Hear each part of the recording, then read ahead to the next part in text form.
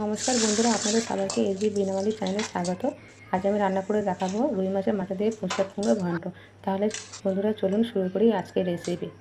প্রথমে আমি এখানে দুটো রুই মাছের মাথা নিয়েছি, মাথায় লবণ হলুদ মাখিয়ে নেব। এবারে কড়াই তেল দেব, তেল গরম হলে মাছের মাথাগুলো এক এক করে ভেজে নেব।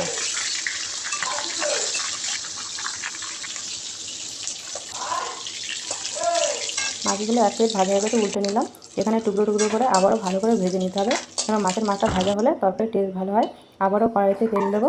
এবারে ফোড়নে দেবো পাঁচফোড়ন, তেজপাতা, শুকনো লঙ্কা, গোটা গরম মশলা।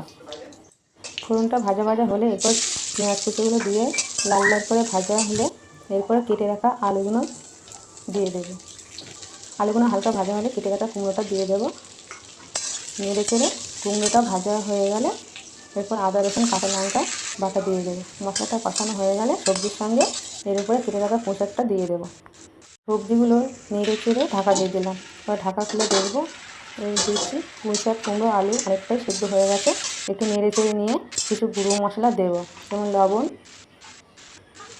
হলুদ গুঁড়ো, ধনে গুঁড়ো, জিরে গুঁড়ো, কাশ্মীরি লঙ্কা গুঁড়ো, লাল লঙ্কা গুঁড়ো। একটু নেড়ে চেড়ে স্বাদ মতো চিনি দেবো, কিন্তু চিনি দিলে তরকারির স্বাদ অনেকটাই বেড়ে যায়।